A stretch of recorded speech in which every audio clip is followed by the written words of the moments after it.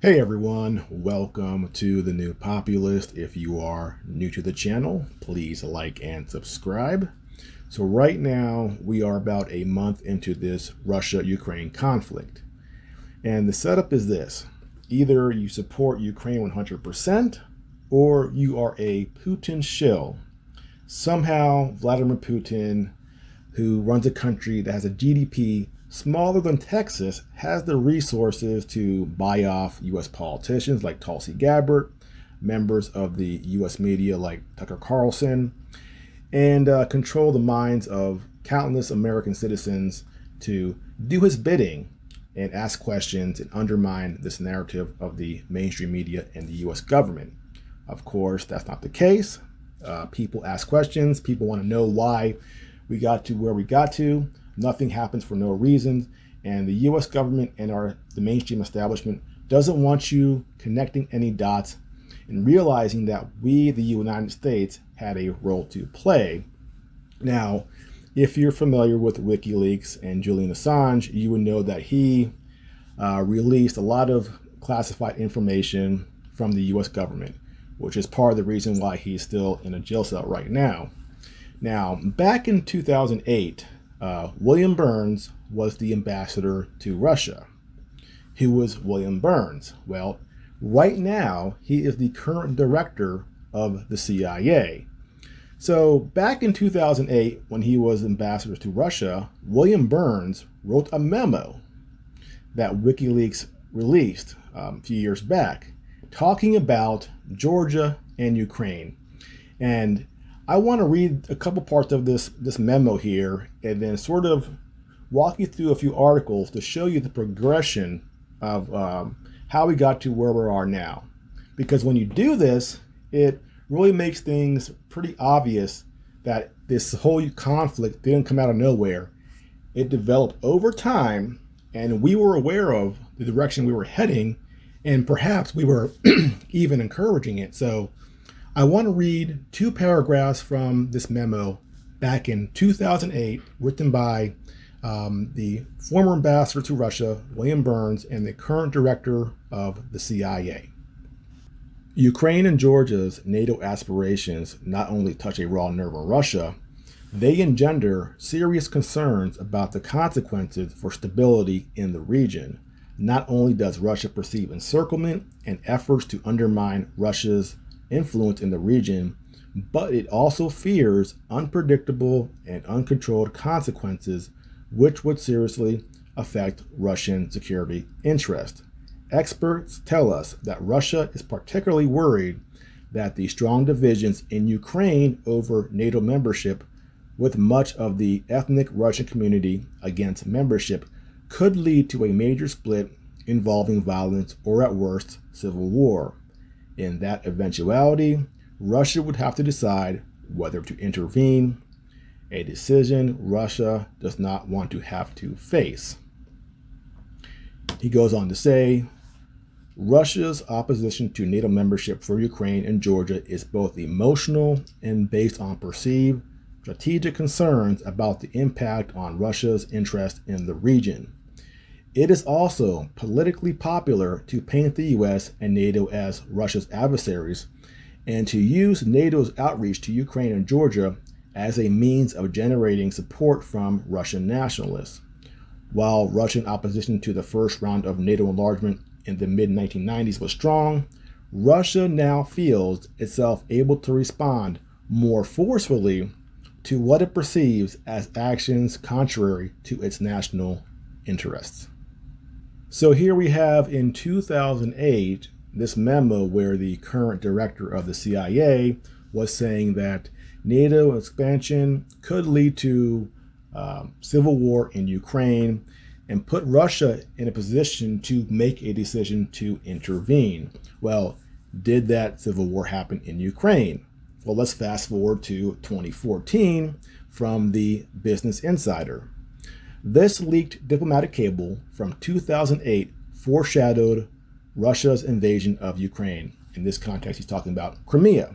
Let's read the article.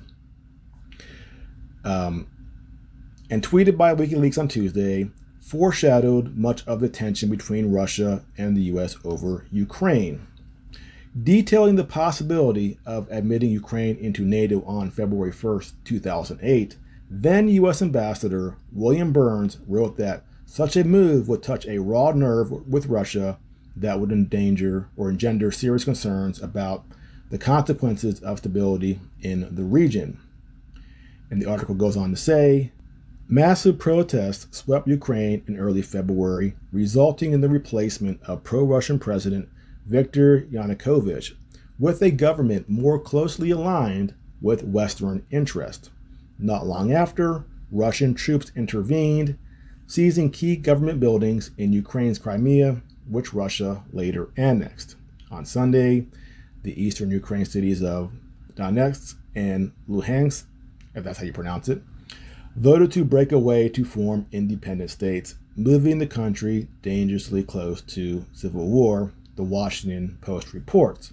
And the article continues. The 2008 cable is remarkably prescient, detailing complex factors such as the split between ethnic Russians against Ukraine joining NATO and Russia being pushed to possibly intervene to avoid a perception of US-EU encirclement, with its regional influence being undermined.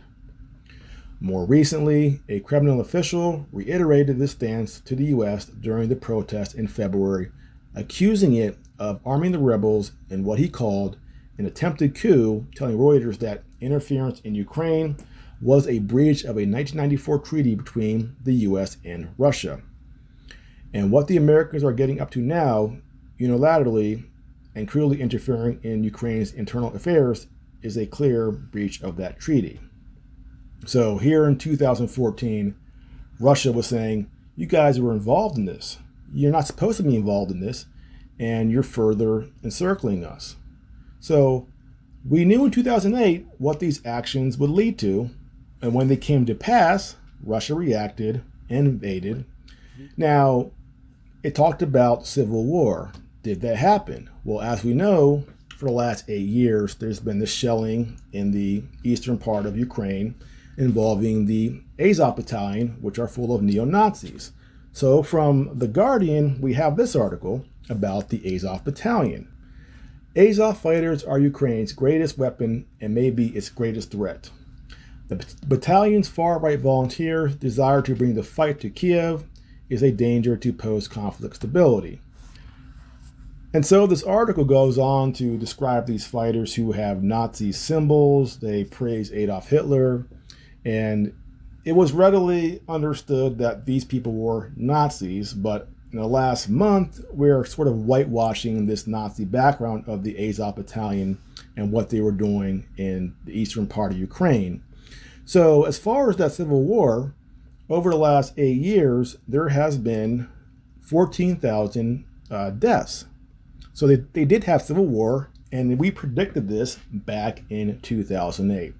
So September 9th, 2021, Reuters, shelling in eastern Ukraine wounds troops and civilians. Ukraine said on Thursday that the shelling from rebel-held areas in the east had wounded at least 6 troops and disrupted railway services, while the Russian-backed separatists said 2 civilians had been wounded in shelling from the Ukrainian side. It was the second reported flare-up since late August in the conflict, which began in 2014 and has continued despite an official ceasefire in 2015. It goes on to say, Ukraine has repeatedly called Moscow to recommit to a ceasefire in eastern Ukraine, where Russian-backed forces have fought Ukrainian troops in a conflict that Kiev says has killed 14,000 people since 2014, when Moscow also annexed Crimea. So here we are, walking it through 2008, 2014, civil war in Ukraine. Finally, in 2022, Russia invades Ukraine. And then we act shocked. Oh my God, why is this happening? We never knew this would happen. This is amazing. Putin is so bad. Russia is so bad. Ukraine wants freedom. Yet again, back in 2008, the ambassador to Russia, William Burns, the current CIA director, said, These things will happen if we continue this course. And we continued the course. Those things happened. And now we are in this position now where if you don't 100% say Russia's the bad guy, you are a Putin shill. And we want to absolve ourselves of any responsibility in helping this conflict to develop. We knew, and here's my opinion of the matter, looking back at all this information, we knew at some point Russia would invade Ukraine if we continue to goad Ukraine into being confrontational with Russia.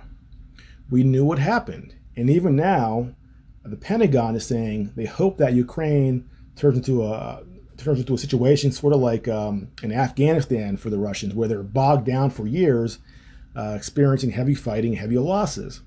So we're using Ukraine to bleed Russia slowly. And that's what we're trying to do right now by giving them weapons and encouraging them to fight even though they can't really win. They will get destroyed, Ukraine, but they will also substantively hurt Russia, and that is our hope. Now, that's very cynical, but based on the fact that the players involved right now in the U.S. knew about what would happen 16 years ago or 14 years ago, you have to think they knew this would happen, and if they knew what would happen and they were encouraging it, then they are partly responsible for what's going on right now. So this does not mean that Russia or Putin are good actors. They are not. But as an American, I want to pay attention to what my government is doing. Well, we're doing to either inflame things or make things better. I can't control Putin. That's their country. That's the president of another country, another part of the world. I vote for U.S. politicians, and what they do is important to me. And if they're out there with their gas can, throwing gas on the fire, encouraging conflicts that kill tens of thousands of people, I want to know about that, and I want to call them out on that, because I want the United States to have a policy that's not imperialist or not trying to use other countries for our larger geopolitical goals to gain more power and to destroy a country in Russia that we look at as our grand foe. And at some point, of course, that might turn to China, and God knows what we're going to do then to try to weaken China. Although I think it's a radically different situation, and how that plays out will be very interesting. So again, not pro-Russian, but I want to understand the conflict from a larger viewpoint to better understand what we're doing to make things worse or make things better. And in this case, there's more and more evidence every day that we had a hand in this conflict and encouraging it and pushing for it to happen. And as thousands of people get killed, that is a very sad thing. And I want peace, however we can get there. I don't know how we can get there per se. It's pretty messy, but we should be encouraging some sort of dialogue rather than just saying, hey guys, here's some more weapons, keep on fighting. How many losses do you have? Oh well, here's some more weapons, keep on fighting. We won't get involved, but you can go fight some more. That is cold, and that is what we're doing right now, and I want to see that stop. Well, that's it for now. Again, if you are new to the channel, please like and subscribe. I'll see you next time.